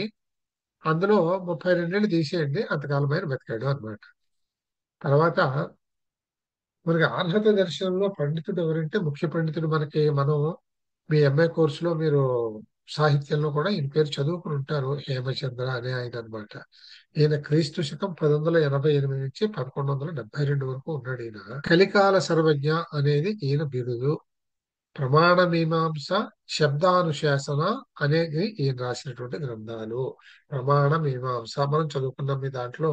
బట్ దీన్ని జ్ఞాన మీమాంస అని చెప్తాం కదా, ఇది హేమచంద్రుడు రాశారు. శబ్దానుశాసన అంతేకాకుండా హేమచంద్రుడు అనేకమైనటువంటి వ్యాకరణ గ్రంథాలు, ఇతర గ్రంథాలు కూడా రాశారు ఆయన. తర్వాత సర్వమనోకాంతాత్మకం సత్వాదితి వ్యాప్తి జ్ఞానోత్పత్తేశ్చ. అంటే అన్ని వస్తువులు అనిశ్చితమైనవి, ఎందుకంటే వాటికి సత్త ఉన్నది. ఇది జైనమత మూల సిద్ధాంతము. అంటే అన్ని వస్తువులు అనిశ్చితమైనవి, ఏది కూడా ఆ నిత్యమైనటువంటిది కాదు. కానీ వాటికి ఉన్నప్పుడు వాటికి సత్త ఉన్నది. ఇది వాళ్ళ సిద్ధాంతం. ఇది ఇందులో ఉండేటటువంటి సంప్రదాయాలు ఏమిటంటే, అక్కడ హీనయానం మహాయానం బౌద్ధంలో ఉన్నట్టే ఇక్కడ కూడా క్రీస్తు పూర్వం 300 సంవత్సరాల ప్రాంతంలో జైన ధర్మంలో రెండు సంప్రదాయాలు వచ్చాయి. అవి ఒకటి దిగంబర. దిగంబర సంప్రదాయం అంటే వీళ్ళు ఒకటి దిగంబర సంప్రదాయము, ఇంకొకటి శ్వేతాంబర సంప్రదాయము. దిగంబరులు అంటే మనకు తెలుసును, వాళ్ళు వస్త్రధారణ చెయ్యరు. శ్వేతాంబరులు అంటే కూడా మనకు అర్థమైపోతుంది చూడగానే. ఇందులో ఈ దిగంబరుల గురించి ఏం చెప్పారు అంటే డెఫినేషన్, వీళ్ళ లక్షణము: లుచ్చితాహ భిక్షకాహ స్థాహ పాణి పత్రా దిగంబరాహ న స్త్రీ మోక్షమేతి దిగంబరః. ఇది చాలా ముఖ్యమైనటువంటి సిద్ధాంతం దిగంబరుది. న స్త్రీ మోక్షమేతి దిగంబరః అంటే దీని అర్థం ఏంటి? లుచ్చితాహ. దీన్ని చెప్పినటువంటి ప్రవక్తకుడు ఎవరు అని అంటే భద్రబాహు అని ఆయన, గుర్తుపెట్టుకోవాలి. దిగంబర ప్రవక్తకుడు భద్రబాహు. వీళ్ళు నిర్వస్తులుగా ఉంటారు, దిగంబరాహ. తర్వాత వీరిని ఝల్లక, ఐల్లక, నిర్గ్రంథ అని పిలిచేవారు. వీరు భోజనం అవసరంగా భావించేవారు కాదు. వీళ్ళకి పెద్ద భోజనం మీద అంత ఆసక్తి లేదు.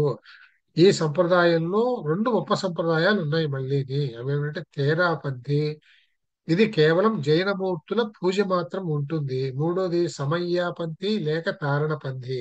వీళ్ళు జైన సిద్ధాంత గ్రంథాలని మాత్రమే పూజిస్తారు, జైన సిద్ధాంతాల్ని మాత్రమే అంగీకరిస్తారు. దీని గురించి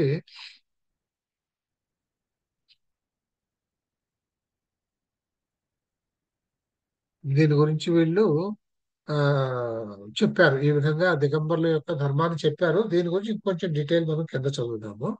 తర్వాత శ్వేతాంబరులు అంటే శ్వేతాంబరాహ క్షమాశీల నిస్సంగాహ జైన సాధవ. అంటే వీళ్ళు శ్వేత వస్త్రధారణ, వాళ్ళు దిగంబరులు. అంటే వస్త్రధారణ చెయ్యని వాళ్ళు. వీళ్ళు శ్వేతాంబరులు, తెల్ల వస్త్రాలు ధరించేవాళ్ళు. వీళ్ళని యతులు, వీళ్ళకు కూడా ఇక్కడ మనం ఏమని పిలిచేవారో కూడా మనం వీళ్ళకి పేర్లు కూడా చెప్పాము. జల్లక, ఐల్లక, నిర్గ్రంథులు అని పిలిచేవారు. వీళ్ళనేమో యతి, ఆచార్య, సాధు అని పిలిచేవారు. ఈ సంప్రదాయపు నేత స్థూలభద్ర. ఇక్కడ ఈయన భద్రబాహు, ఈయన స్థూలభద్ర. పేర్లు గుర్తుపెట్టుకోవాలి మీరు. శ్వేతాంబరుల ప్రవక్తకుడు స్థూలభద్ర, దిగంబరుల ప్రవక్తకుడు ఆ భద్రబాహు. ఈ రెండు పేరులు గుర్తుపెట్టుకోవాలి. వీరు భోజనం అవసరంగా భావించేవారు. అంటే దేహాన్ని పోషించాలి కదా, దేహంతోనే ధర్మాన్ని ఆచరణ చేయగలం కనుక. ఇందులో కూడా రెండు ఉత్తర ఉపసంప్రదాయాలు ఉన్నాయి. పుజారా లేక డేరావాసి. వీళ్ళని మందిర మార్గులు అంటారు. వీరు జైన తీర్థంకరుల పూజ చేస్తారు. ఎందుకంటే వీళ్ళు సిద్ధాంతాలను మాత్రమే ఆ అనుసరిస్తారు కనుక, పూజిస్తారు కనుక, ఆ సిద్ధాంతాలను చెప్పిన వాళ్ళు తీర్థంకరులు కనుక ఆ తీర్థంకరులను పూజిస్తారు. తర్వాత స్థానకవాసి. వీరు కేవలం జైన సిద్ధాంతాలనే విశ్వసిస్తారు. అంటే వీళ్ళు జైన సిద్ధాంతాలనే విశ్వసిస్తారు అని చెప్పిన దాంట్లో ఈ రెండు తెగలు ఎందుకు వచ్చాయంటే, కేవలం జైన సిద్ధాంతాలనే అనుసరించే వాళ్ళు ఒకళ్ళు అయితే, ఆ జైన సిద్ధాంతాలని ఇచ్చినటువంటి తీర్థంకరులను కూడా ఆరాధించే వాళ్ళు ఒక తెగ అనమాట. తర్వాత మీకు ఇక్కడ చెప్పాను కదా నేను, ఇందులో కూడా మీరు చూడండి. ఆ న స్త్రీ మోక్షమేత దిగంబర. తర్వాత లుచ్చితాహ పిచ్చక హస్తాహ. పిచ్చక హస్తం అంటే ఆ, పిడికిలతోటి ఉండేవాళ్ళు ఎప్పుడు అని. సో వీటి డీటెయిల్స్ చూద్దాం అన్నాం కదా, ఇది ఒక చిన్న టేబుల్లో రాశాను చూడండి. దిగంబర్లు, శ్వేతాంబర్లు తర్వాత వీళ్ళు ఏమంటారంటే మోక్షం కోసం వస్త్రత్యాగం ఆవశ్యకం. వీళ్ళందరూ కూడా మోక్షం కోసం ప్రయత్నించే వాళ్ళే, జ్ఞానాన్ని పొందడానికి ప్రయత్నం చేసేవాళ్లే కదా. ఏ ధర్మమైనా జ్ఞానం గురించే చెప్తుంది. అంచేత దిగంబరులు మోక్షం కోసం వస్త్రత్యాగం అవసరమని చెప్తారు. శ్వేతాంబరులు అవసరం లేదు, వస్త్రాలు ధరించవచ్చు అని చెప్తారు. తర్వాత స్త్రీలకు నిర్వాణం సంభవం కాదు. నా స్త్రీ, ఇక చివరిలో మనం ఇక్కడ చెప్పుకున్నాం కదా, నా స్త్రీ మోక్షమేతి దిగంబర, స్త్రీలు అనే వాళ్ళకి మోక్షం అనేది లేదు అని చెప్పి వీళ్ళు చెప్పారు. వీళ్ళు స్త్రీలకు కూడా మోక్షం ఉంది అని చెప్పారు. తర్వాత కైవల్య ప్రాప్తి తరువాత భోజన ఆవశ్యకత లేదు. కైవల్య ప్రాప్తి అంటే నిజమే కదా, మన దగ్గర కూడా ఉంది కదా అది. అంటే ఆ, స్వ ఆత్మస్వరూపం దర్శించిన వాళ్ళు, వాళ్ళకి ఇంకా మోక్షం వచ్చేసినట్లే కదా. జీవితంలో జీవించుండగానే మోక్షం వస్తుంది. వాళ్ళకి భోజనం అవసరమా? ఏం కాదు, చేస్తారు. ఎందుకంటే దేహానికి దాని ధర్మాలు దాన్ని నిర్వర్తించాలి కనుక. అలాగే వీళ్ళకు కూడా కైవల్యం, కైవల్యం అంటే మోక్షమే. ప్రాప్తి తర్వాత భోజనం యొక్క అవసరం ఆ ఆ జ్ఞానికి లేదు అన్నమాట. ఇంకా కైవల్యం వచ్చిందంటే జ్ఞాని అయిపోయినట్లు లెక్క. వీళ్ళకి భోజనం ఎప్పటికైనా అవసరం ఉన్నది. ఎందుకనంటే ఈ దేహం దాని దాని దాని కర్మలు అది చేయడానికి దాని శక్తి కావాలి కదా అని వీళ్ళు చెప్పారు. వీరి ప్రకారం మహావీర అవివాహితుడు. ఎందుకంటే వీళ్ళు వీళ్ళందరికీ కూడా పెద్దవాడు మహావీరుడే కదా, ఆయనే కదా దీన్ని ప్రస్తుతి చేసిన వాడు, ఈ మతాన్ని వ్యాప్తి చేసిన వాడు. అంచేత మహావీరుడు అవివాహితుడు అంటే వీళ్ళ సిద్ధాంతం ప్రకారం వీళ్ళు చెప్పారు, వీళ్ళు వివాహితుడే అని చెప్పారు. ఇక్కడ ఎందుకంటే ఇక్కడ స్త్రీలతో సంపర్కం లేదు, ఇక్కడ ఉన్నది. తర్వాత 19వ తీర్థంకరుడు పురుషుడు. ఇక్కడ కొంచెం చిన్న డిఫరెన్స్ వచ్చింది వీళ్ళిద్దరికీ. ఈ తీర్థంకరులు 24 మంది అని చెప్పుకున్నాం కదా, ఇందులో 19 ఆయన పేరు పురుషుడు అని ఉంది, మల్లినాథుడు అని ఉంది. ఈ మల్లినాథుడు అంటే పురుషుడు అని వీళ్ళు అంటారు, కాదు స్త్రీ అని వీళ్ళు అంటారు. ఎందుకంటే ఇందులో ఒక విషయం ఉంది. వీళ్ళందరూ తీర్థంకరులు అంటే జ్ఞానులు, జ్ఞానులు అంటే కైవల్య ప్రాప్తి పొందిన వాళ్ళు. ఈ పొందిన వాళ్ళు వీళ్ళ సిద్ధాంతంలో స్త్రీలకి కైవల్య ప్రాప్తి ఉండదు, నిర్వాణం సంభవం కాదు అని చెప్పారు కనుక ఈ పురుషుడు అనే ఆయన మల్లినాథుడు అంటారు. కానీ వీళ్ళు స్త్రీలకు కూడా అది సంభవమే, మోక్షం సంభవించడం జరుగుతుంది అన్నారు కనుక వీళ్ళు ఈయన యాక్చువల్ గా ఈ మల్లినాథుడు అనే ఆయన స్త్రీ అని చెప్పి వీళ్ళు చెప్పారు. మల్లినాథ, మల్లినాథుడు అని ఎందుకు అనాలి మనం, మల్లినాథ అనే ఆయన స్త్రీ అని చెప్పి చెప్పారు అనమాట. జైన ధర్మానికి కూడా గ్రంథాలు ఏమీ లేవు. మహావీరుడు ఏ ఏ ప్రవచనాలు అయితే చేశారో వాటి కంపెండియం మాత్రమే జైన ధర్మ గ్రంథము అవుతుంది. కానీ వాళ్ళ ప్రధాన శిష్యులు మహావీరుని ప్రవచన సంగ్రహాన్ని గ్రంథస్థం చేశారు. ఇవి ప్రాకృత భాషలో ఉన్నాయి. ఇది ఎప్పుడు వచ్చేటటువంటిదే. జైన ధర్మ ప్రాచీనతమ గ్రంథాలను పువ్వలు అంటారండి. పువ్వ, ఇవి 14 పువ్వలు ఉన్నాయి వీళ్ళవి. జైన ధర్మ సాహిత్యాన్ని అంటే వీళ్ళ ధర్మాలను చెప్పే విపరీత గ్రంథాలు. వీళ్ళ ప్రాచీన ఓల్డెస్ట్ గ్రంథాలు పొవ్వలైతే వీళ్ళ ధర్మాల్ని తెలిపేటటువంటి సాహిత్యాన్ని ఆగమాలు అని అంటారు. ఇవి 46 ఉన్నాయి.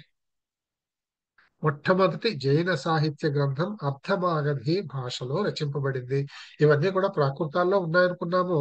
అర్ధమాగధి అనేది ప్రాకృతంలో ఒక విధమైనటువంటి శైలి అన్నమాట. ఈ అర్ధమాగధి భాషలో మొట్టమొదటి జైన సాహిత్య గ్రంథం రచించబడింది అని చెప్పారు. తర్వాత జైన దర్శనంలో ఉన్న ముఖ్యాంశాలు ఏమిటంటే ఇది నాస్తిక దర్శనం, అనీశ్వరవాది దర్శనం. ఇవన్నీ చదివిన ఎక్స్ప్లెనేషన్స్ ఏమి ఇవ్వక్కర్లేదు. వర్ణ వ్యవస్థ, యజ్ఞ కర్మకాండలు వ్యతిరేకించబడ్డాయి. వీటి వల్లే కదా, ఈ యజ్ఞాలు కర్మకాండల వల్లే కదా హింస అనేటువంటిది పెరిగిపోతుంది. అది నిరోధించడానికే కదా ఇది వచ్చింది. అంచేత న్యాచురల్లీ వాటిని వీళ్ళు వ్యతిరేకించారు. అనేకాంతవాదము, సర్వాత్మవాదము, అన్ని ప్రాకృతికమైన సజీవ నిర్జీవ వస్తువులన్నిటి యందు ఆత్మ ఉంటుంది. మన వేదం కూడా చెప్పింది, రాయి రప్పలో కూడా ఆత్మ ఉంటుంది. ఆత్మ ఉంటుంది, ప్రాణం లేకపోవచ్చు, ఆత్మ అయితే ఉంటుంది. ఆత్మ లేనిది ఏది ఉండదు. అన్ని కూడా ఆ, ఆత్మ పరమాత్మ యొక్క అంశలే కనుక ప్రతి దాంట్లోనూ ఆత్మ అనేది ఉంటుంది. అదే వీళ్ళు చెప్పారు, దీన్నే సర్వేశ సర్వాత్మవాదము. అన్నిటి యందు ఆత్మ గలదు. అనేక అంతవాదము అంటే అన్నిటి యందు కూడా ఆత్మ ఉన్నది అనేటువంటిదే ఈ విషయం కూడా. బౌద్ధ జైన హిందూ ధర్మాలన్నీ కూడా సృష్టి ఆద్యంతమనే చెబుతాయి. బౌద్ధ జైన హిందూ ధర్మాలు సృష్టి ఆద్యంతం, ఆది అంతము లేనివి.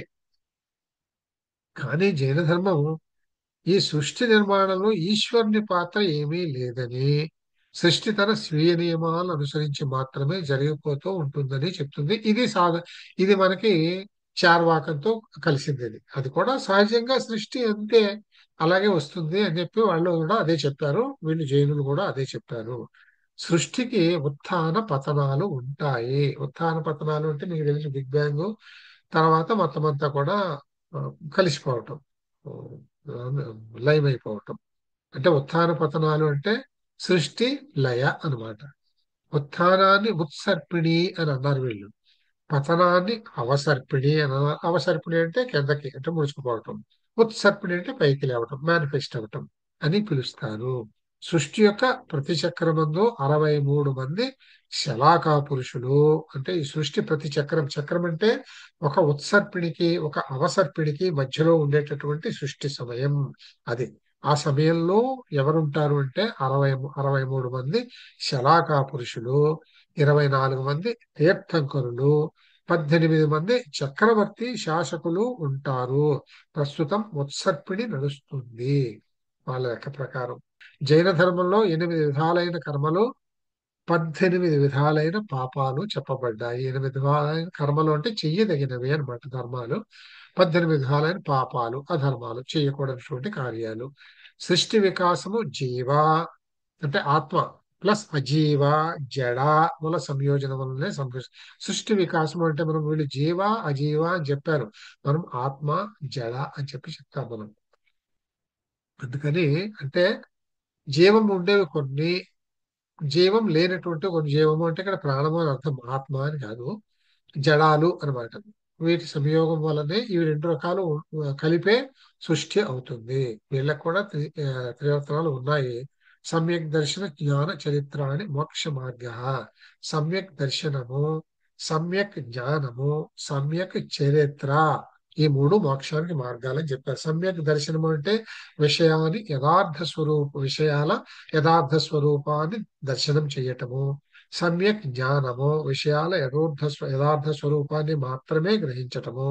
సమ్యక్ చరిత్ర అంటే విధించబడినటువంటి ప్రవర్తన విధానాన్ని మాత్రమే అనుసరించటము. ఈ మూడిటి వల్లే మోక్షం జరుగుతుంది అని చెప్పారు. సమ్యక్ దర్శనం, సమ్యక్ జ్ఞానం, సమ్యక్ చరిత్ర అనే ఈ మూడు రత్నాలను ధరించటం వలన ఆవరణం నశించి మోక్ష మార్గం తెరుచుకుంటుంది. ఆవరణము అంటే బంధాలు, అహంకారం మనని ఈ జీవన చక్రంలో, జీవన మృత్యు చక్రంలో, జీవన జరా మృత్యు చక్రంలో బంధించేటటువంటి బంధాలు ఏవైతే ఉన్నాయో వాటిని నశింపజేసి మోక్ష మార్గాన్ని మనకి తెరుస్తాయి. ఏవి? ఈ మూడు రత్నాలు, త్రిరత్నాలు. వీటి గురించిన నిరూపణ పరమాగమ సార అనే గ్రంథంలో ఉంది. తర్వాత ఉమాస్వాతి అనే ప్రముఖ ఆర్హత దర్శన పండితుడు రాసిన మరొక ముఖ్యమైన గ్రంథం తత్వార్థాధిగమ సూత్రము అనేటువంటిది. సో ఈ పేర్లు కూడా కొంచెం గుర్తుపెట్టుకునేది ప్రయత్నం చేయండి. కొంచెం గ్రహింపు చేసుకుని విడిచిపెట్టేస్తే చాలు. మనకి ఒకవేళ ఇస్తే కనుక ఆప్షన్స్ చూసినప్పుడు అన్ని కొత్తగానే ఉంటాయి కనుక పేర్లు తెలిసిన పేరు కనిపిస్తుంది, అర్థమైపోతుంది మనకి. ఇందులో ఒక్కొక్క దాని గురించి మనం చూద్దాం. వాటి సమ్యక్ దర్శనం. సమ్యక్ దర్శనం అంటే శ్రద్ధానాం సమ్యక్ దర్శనం తత్వార్థ సూత్రం. ఇది తత్వార్థమందు శ్రద్ధ నుంచటమే సమ్యక్ దర్శనము. యథార్థ జ్ఞానమందు శ్రద్ధ అంటే యథార్థ స్వరూపాన్ని తెలుసుకోవటమే మనకి సమ్యక్ దర్శనం అంటేనే అర్థమైపోతుంది. సమ్యక్ అంటే యథార్థమైనటువంటి సరి అయినటువంటి దర్శనం చేయటమే.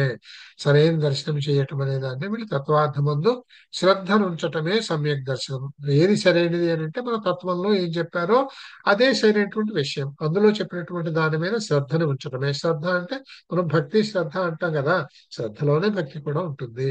ఇది యథార్థ జ్ఞానమందు శ్రద్ధని కలిగి ఉండటమే అని చెప్పారు. ఇందులో ఆ రుచుర్జినోక్త తత్వేషు సమ్యక్ ఆ, సమ్యక్ శ్రద్ధ అను అనుముచ్యతే. శ్రద్ధ అనుముచ్యతే అంటే జాయతే తన్నిసర్గేణ గురో గురో రధిగమేన వా అంటే జిందేవుడు బోధించిన తత్వమందు రుచి కలిగి ఉండటమే సమ్యక్ దర్శనము, సమ్యక్ శ్రద్ధానము అని అన్నారు. సమ్యక్ శ్రద్ధానం ఉచ్యతే ఇక్కడ చెప్పారుగా. రుచురు జినో ఉక్త తత్వేషు అంటే జిన్నులు చెప్పినటువంటి తత్వముల యందు రుచిని, రుచి అంటే శ్రద్ధ అంటే రుచి యందు దాని పట్ల ఆరాధన కలిగి ఉండటమే సమ్యక్ సమ్యక్ శ్రద్ధాను అని చెప్తారు. అంటే సమ్యక్ శ్రద్ధానం ఉచ్యతే. శ్రద్ధానం ఉచ్యతే అని ఉండాలి, శ్రద్ధాను అని చెప్పకూడదు ఇక్కడ. ఓకే, ఆ, ఇది శ్రద్ధాన అని ఉండాలండి, ఉండకూడదు ఇక్కడ. సమ్యక్ శ్రద్ధానం ఉచ్యతే. సమ్యక్ శ్రద్ధానము అని ఉన్నారు.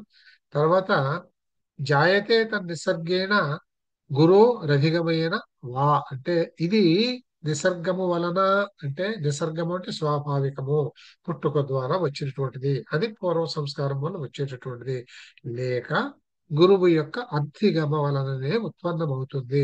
మీకు సమ్యక్ దర్శనాన్ని సమ్యక్ దర్శనాన్ని పొందటానికి రెండు విధానాల ద్వారా జరగచ్చు. ఒకటి మీ స్వభావం వలన, మీ అంతటా మీరు దానిని ఆ జిన్మహాశయుడి తత్వాన్ని గ్రహించటం వలన, లేదు గురువు యొక్క అర్థికమ, గురువు గారి ఉపదేశం వలన మీకు అది ఉత్పన్నమవుతుంది. నిసర్గ, ఇందులో ఇక్కడ మనం నిసర్గేణ, నిసర్గము అంటే ఏంటంటే పరోపదేశ నిరపేక్ష ఆత్మస్వరూపం నిసర్గ. అంటే ఇతరుల ఉపదేశాలని అపేక్ష చేయని ఆత్మస్వరూపమే నిసర్గ అనబడుతుంది. ఇక్కడ ఏమవుతున్నాడు, జాయతే, ఇవి పుడుతుంది. ఏది, ఈ శ్రద్ధ. శ్రద్ధ ఏమిటి, రుచి అంటే శ్రద్ధ. దేనివల్ల, జిన్ చెప్పినటువంటి తత్వం మీద సరైనటువంటి శ్రద్ధ ఏర్పడుతుంది. దేనివల్ల పుడుతుంది ఈ శ్రద్ధ, జాయతే తత్ నిస్సర్గేణ, అంటే నిసర్గం వల్ల పుడుతుంది, లేదు గురోరధిగమేన వా, ఈ రెండిట్లో ఏదో ఒక దాని వల్ల పుట్టించను. నిసర్గము, ఈ రెండు ఇక్కడ బ్రీఫ్ గా చెప్పాము. ఇప్పుడు డెఫినేషన్ రీత్యా, లక్షణ రీత్యా నిసర్గము అంటే ఏమిటి, గురువు అధిగమము అంటే ఏమిటి అంటే, గురువు అధిగమేన అంటే ఏమిటి అని అంటే, నిసర్గము అంటే పరోపదేశ నిరపేక్ష ఆత్మస్వరూపం నిసర్గ. అంటే ఇంకొకళ్ళు చెప్పాల్సిన అవసరం లేకుండానే మన ఆత్మస్వస్వరూపాన్ని గ్రహణ చెయ్యటమే స్వభావము, మనకు సహజంగానే పుట్టటము. దీన్ని నిసర్గ అని అన్నారు. అధిగమః అంటే వ్యాఖ్యానాది రూప పరోపదేశ జనితం ఆ జ్ఞానం అధిగమః. అంటే ఇది కూడా ఇక్కడ తప్పుపడేది, ఇంజా పడాలి ఇక్కడ, తర్వాత కరెక్షన్ చేసుకుంటాను, మీరు గుర్తుపెట్టుకోండి. జ్ఞానం అధిగమః, జ్ఞానం అధిగమః అంటే వ్యాఖ్యానాది రూపకంగా ఇతరుల ఉపదేశముల నుండి జ్ఞానాన్ని పొందటం. అంటే గురువు అధిగమేన అంటే గురువు బోధనల వలన, అంటే ఇతరుల గురువుల బోధనల నుండి, ఉపదేశాల నుండి జ్ఞానాన్ని పొందటం అధిగమ అనబడుతుంది. అంటే ఈ సమ్యక్ దర్శనము అనేది నిసర్గం వల్ల గాని అధిగమం వల్ల గాని ఏర్పడుతుంది. ఇది సమ్యక్ దర్శనము.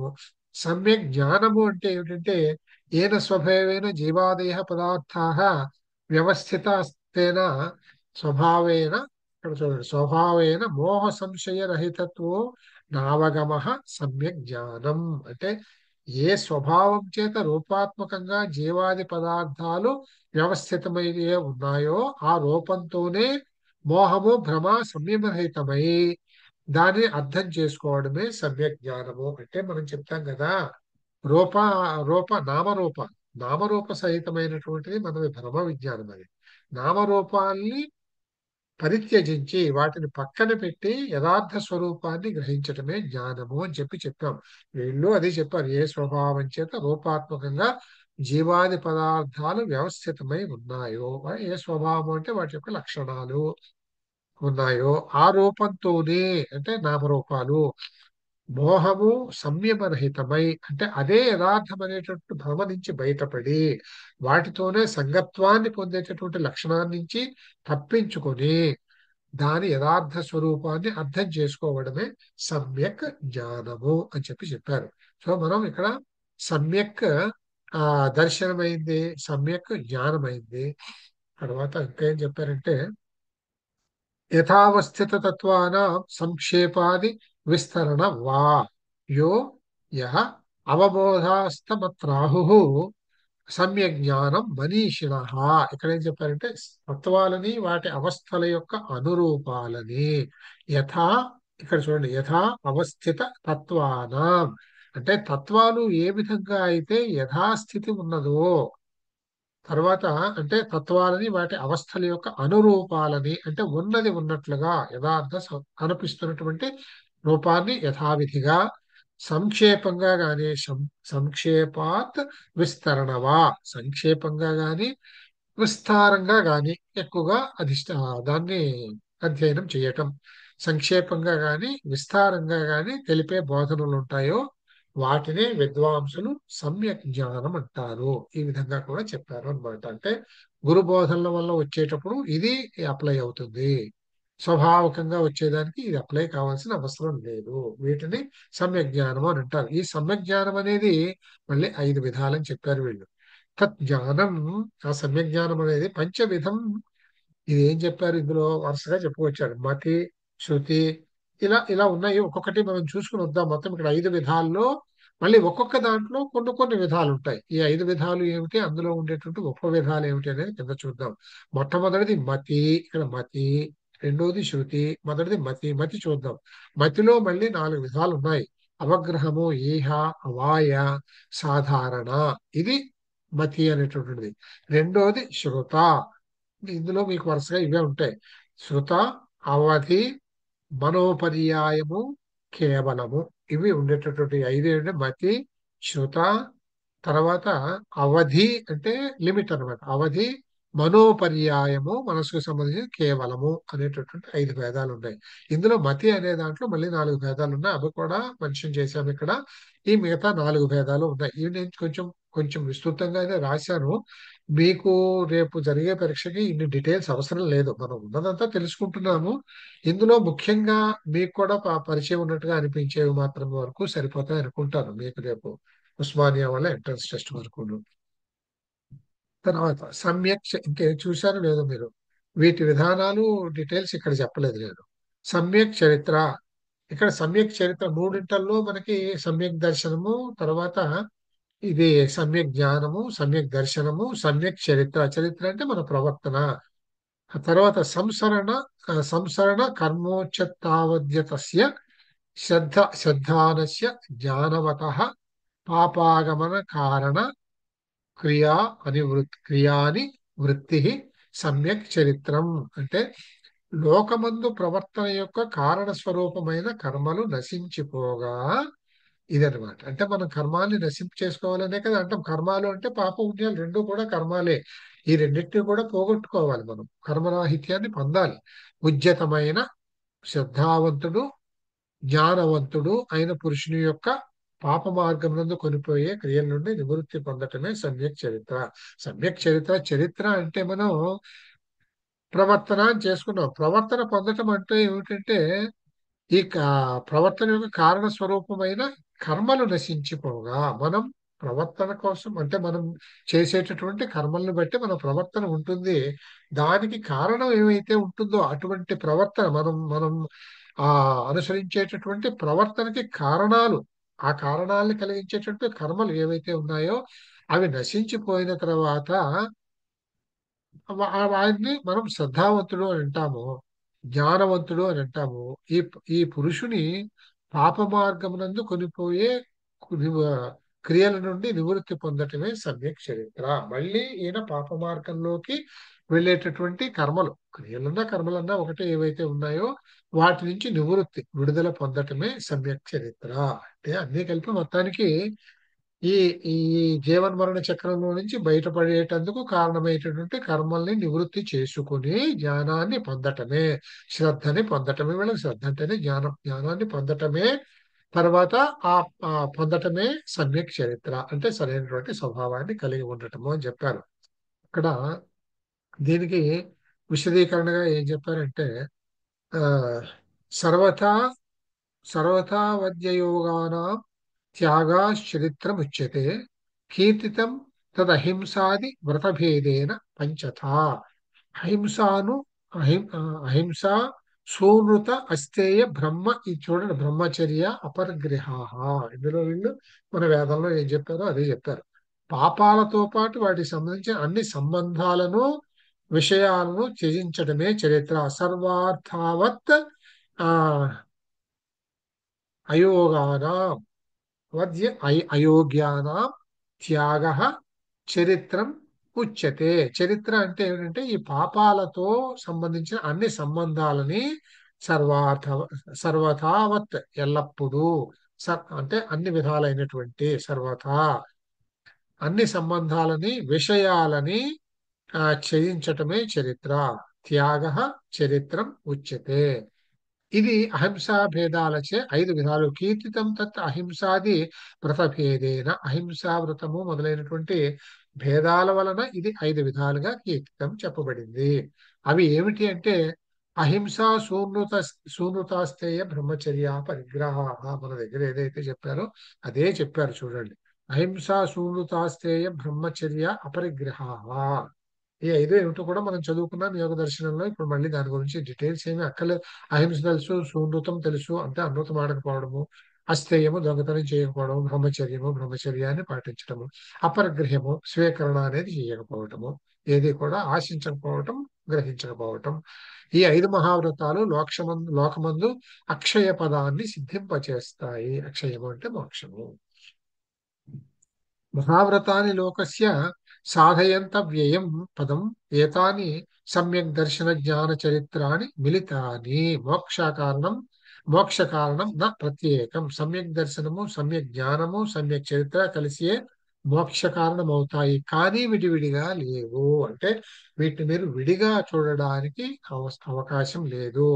ఈ మూడు కలిపి ఒక్కటిగానే గ్రహించాలి అనేటటువంటిది ఇక్కడ చెప్పారు. దర్శనము, జ్ఞానము, చరిత్ర ఈ మూడు కలిపి ఉన్నప్పుడే అవి మోక్ష కారణం అవుతాయి.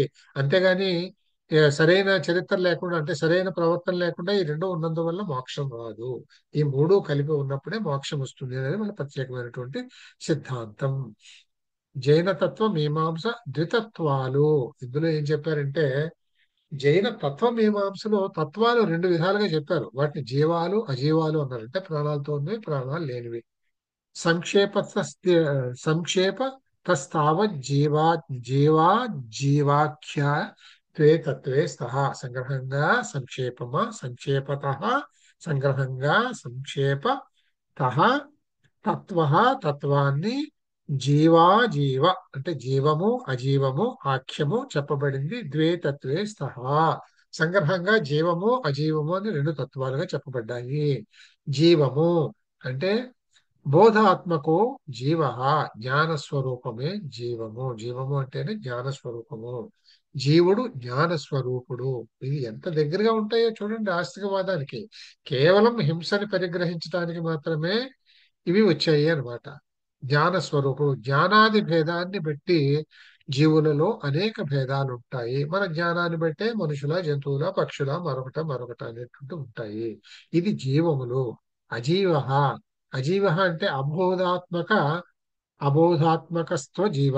అంటే జీవుని కంటే భిన్నమైనది అజీవము. అజ్ఞాన స్వరూపమే అజీవము. అది అజ్ఞానం ఉండడం వల్లే అది అజీవమైనది. తత్ర జీవాహ ద్వివిధాహ సంసారిణో ముక్తాశ్చ. మళ్ళీ ఇక్కడ వేరుగా చెప్తున్నాడు. జీవము అంటే ఏమిటో చెప్పాడు, అజీవము అంటే చెప్పాడు, జ్ఞాన స్వరూపమే జీవము అని చెప్పాడు, అజ్ఞాన స్వరూపాన్ని అజీవము అంటారని చెప్పారు. జీవాల్లో మళ్ళీ 2 రకాలు చెప్తున్నాడు. సంసారిణ ముక్తాశ్చ అంటే ఒకళ్ళు సంసారులు, ఇంకొకళ్ళు ముక్తులు. సంసారంలో ఉండేటటువంటి వాళ్ళు అంటే ఈ లౌకిక బంధాల్లో ఉండేటటువంటి వాడు, ఇంకొకడు ముక్తుడు, విడుదల పొందినటువంటి వాడు. సంసారి అంటే భవద్భావాంతర ప్రాప్తిమంత సంసారిణ. అంటే ఒక జన్మము నుండి మరొక జన్మమును పొందే జీవుని సంసారి అని అంటారు. అంటే సంసారము అంటే మనం ఎప్పుడైతే ఈ గృహ సంబంధంగా ఉంటున్నామో మనం తప్పకుండా మనకి జన్మ పునర్జన్మ ఉంటాయి కదా. అంచేత అలాంటి వాళ్ళని సంసారులు అని అంటారు. సంసారులు మళ్ళీ 2 విధాలు. ఇందులో సంసారుల్లో దీన్ని ఒక పట్టిక కింద కూడా గీసి ఉంటాను బహుశా. ముందేమో చూస్తాను నేను. అంటే ఒక పట్టికలా వేసుకుంటే మనకి ఈజీగా ఒక ఓవర్ వ్యూ వచ్చేస్తుంది. అది మీకు పరీక్షకి సరిపోతుంది. ఈ ఇందులో జీవాలు అజీవాలు అనేటువంటి తత్వాలు 2 చెప్తే, ఇందులో జ్ఞాన రూపమే జీవం అయితే, అజ్ఞాన రూపమే అజీవం అయితే, ఈ జీవరూపం 2 రకాలైతే, సంసారి ముక్త అనే 2 రకాలైతే, మళ్ళీ సంసారి అని అంటే ఏమిటంటే జన్మాంతరాన్ని పొందేవాడిని సంసారి అని అనేటట్లయితే, ఈ సంసారంలో మళ్ళీ 2 విధాలు ఉన్నారు. సమనస్కులు, అమనస్కులు అనేటటువంటి వాళ్ళు ఉన్నారు. సమనస్కులు అని అంటే సంజ్ఞిన సమనస్కాహ. అంటే సంజ్ఞ పేరు కలిగిన జీవులు సమనస్కులు. మనం మనుష్యులు, కోతులు, గజాలు పేర్లు పెట్టుకుంటాం కదా. పేర్లు పెట్టుకునేవన్నింటినీ కూడా సమనస్కులు అని అంటారు. అమనస్కులు అని అంటే మళ్ళీ ఇందులో అమనస్కులు అని అంటే పేరు లేనటువంటివి. మనస్కము అంటే స మనస్క, అ మనస్క, పేరు కలిగినవి, పేరు లేనివి. పేరు లేనివి మళ్ళీ రెండు విధాలు. అవేమిటి? ద్వివిధాః. ఆ, అస ఆ, త్రసస్థావర భేదాః అంటే త్రసాలు స్థావరాలు. సంజ్ఞారహితమైనవి అమనస్కులు, ఇవి రెండు విధాలు. త్రస, స్థావర.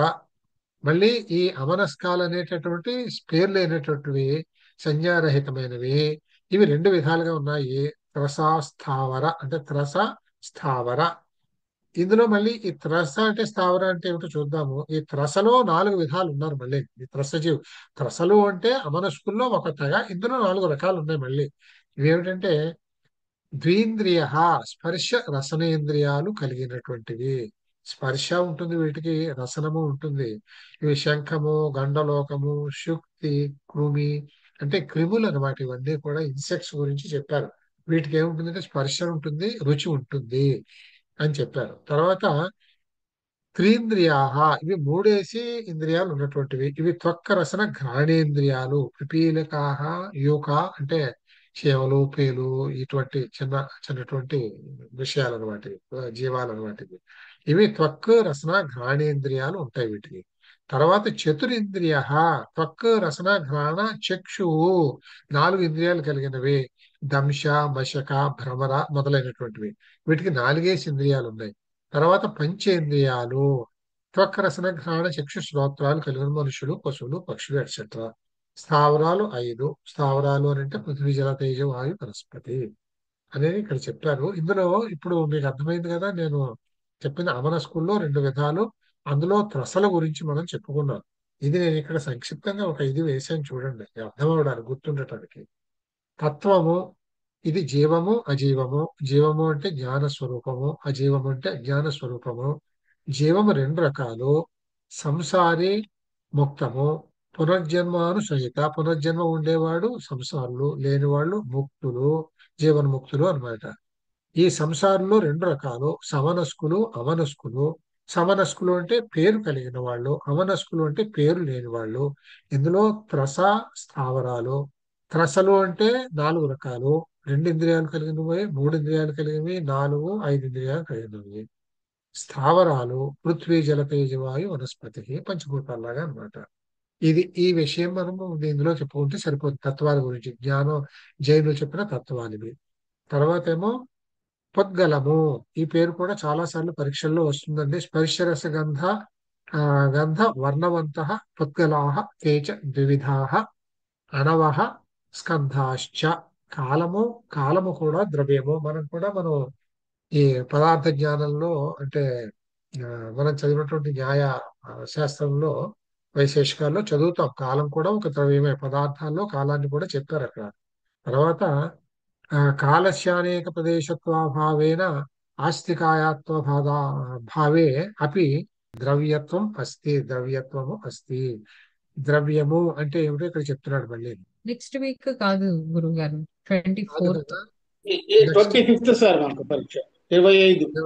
అది విషయం. ఈ రెండు మూడు రోజుల్లో మీకు ఇందులో ఏదైనా మీకు brief points for the purpose of examination మీకు నేను ఒకటి పెట్టాను. నేను మీకు ఒక 110 పేజీలు ఏదో ఒకటి ఇంతకు ముందు మీకు నేను సంస్కృతానికి సంబంధించి ఒక బ్రీఫ్ పెట్టాను నేను, పెట్టారు బుల్లెట్ గురువు పాయింట్స్. గారు, ఉంది అది గ్రూప్, అది టెలిగ్రామ్ గ్రూప్ మీకు లోనే అది ఉంది. అందులో మీకు మీ ఉస్మానియా సిలబస్ లో ఏమైతున్నాయో ఆ సబ్జెక్ట్ సంబంధించి అందులో చూసుకుంటే that should be more than enough for your OU examination. Definite గా చెప్పగలను. అది ఏదైనా ఒకసారి చూద్దాము అంటే ఈ రెండు మూడు రోజుల్లో మీరు, అంటే క్లాసులో ఆయన ఈ 4 రోజులు క్లాసులు ఉంటాయి కనుక ఈ క్లాస్ టైం కాక వేరే టైం ఏదైనా మీరు కుదుర్చుకొని అందులో ఏవైనా ఒకసారి రివ్యూ చేద్దాము అంటే నేను చేస్తాను, నాకు ఇబ్బంది ఏం లేదు. And one more thing, even after my return from Jamaica also we have time to review those things. No hurry, ఏం పర్వాలేదు. అది అంతండి, చిన్న చిన్న విషయాలు ఒకసారి తెలుసుకుంటే బుర్రలో ఉండిపోతాయి. మల్టిపుల్ చాయిసే కదా, చూస్తే గుర్తొచ్చేస్తాయి. ఏముంది. ఆ? సరేనండి. సో ఓకే నమస్కారం గురువు అండి. గారు, ధన్యవాదాలు.